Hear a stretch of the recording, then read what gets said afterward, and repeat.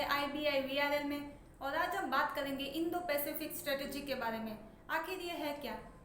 ये कुछ और नहीं बल्कि जियोपॉलिटिकल रीजन है जो कि इंडियन ओशन से लेके पैसिफिक ओशन तक फैलता है और इस रीजन में काफ़ी कंट्रीज आते हैं जैसे कि China, Japan, USA, Australia, Pacific island, south east Asia और इसके बीच में वर्ल्ड्स बिजीएस्ट सी लैंड। और इंडो पैसिफिक को इतना इम्पोर्टेंट बनाता है इसका ट्रेड रूट, यानी कि आज आप जो ऑयल, पेट्रोल, कार्स और इलेक्ट्रॉनिक्स यूज करते हैं ये सब इसी सी रूट से पास होता है।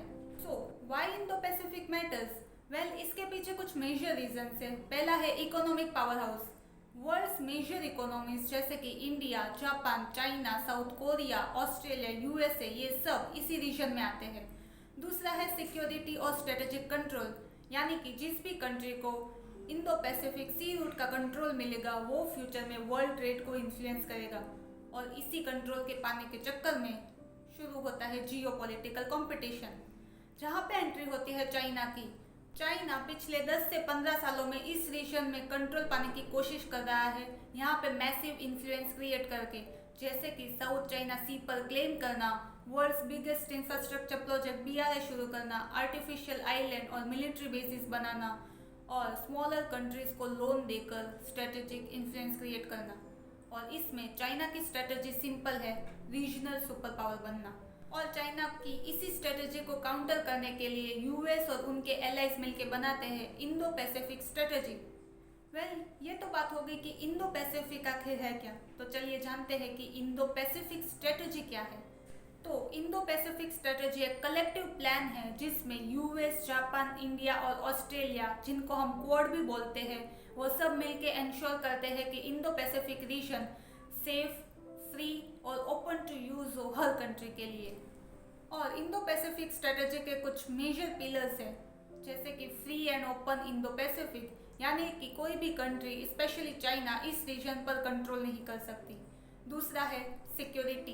कंट्रीज अपना मिलिट्री कोऑर्डिनेशन स्ट्रॉन्ग बना रही है ताकि बाकी सब कंट्रीज के लिए ये trade route safe to use हो। और तीसरा है मैरीटाइम सिक्योरिटी, यानी कि सी लेन को सेफ रखना, पायरेसी रखना, फ्रीडम ऑफ नेविगेशन इंश्योर करना। ये सब बेसिकली एक काउंटर स्ट्रेटजी है चाइना के राइजिंग इन्फ्लुएंस के अगेंस्ट। और इसमें इंडिया एक इम्पोर्टेंट प्लेयर का रोल प्ले करता है क्योंकि इंडिया इंडो पैसिफिक स्ट्रेटजी का बैकबोन है, क्योंकि इंडिया फिजिकल सेंटर है इंडियन ओशन का और इंडियन नेवी इंडो पैसिफिक की स्ट्रॉन्गेस्ट नेवीज में से एक है। और इंडिया क्वाड का एक इम्पोर्टेंट मेंबर है US, ऑस्ट्रेलिया और जापान के साथ मिलिट्री एक्सरसाइजेस का। और इंडिया अपना इन्फ्लुएंस साउथ ईस्ट एशिया तक एक्सपांड कर रहा है और इंडिया का मोटिव क्लियर है, चाइना के बढ़ते डोमिनेंस को कंट्रोल में लाना और इंडियन ओशन रीजन को स्टेबल रखना। इन शॉर्ट, इंडो पैसिफिक एक न्यू कोल्ड वॉर जोन है और इसमें दो सबसे बड़े पावर ब्लॉक्स खड़े हो चुके हैं। एक तरफ है चाइना और दूसरी तरफ है क्वाड, यानी कि इंडिया, जापान, US और ऑस्ट्रेलिया। और इसका फ्यूचर डिसाइड करेगा कि 21st सेंचुरी में ग्लोबल पावर किसके हाथ में होगी। तो इंडो पैसिफिक स्ट्रेटेजी सिर्फ मिलिट्री या ट्रेड इशू नहीं है, बल्कि एक ग्लोबल पावर स्ट्रगल का सेंटर हब बन चुका है और इंडिया इस पूरे गेम में एक मेजर प्लेयर की तरह उभर रहा है। तो आपका इस सिचुएशन के बारे में क्या ख्याल है और फ्यूचर में इस रीजन को कौन इन्फ्लुएंस करेगा? हमें कमेंट्स में अपना ओपिनियन जरूर शेयर करें। लाइक, शेयर और सब्सक्राइब करना ना भूलें। मिलते हैं आपको अगली वीडियो में। Thank you.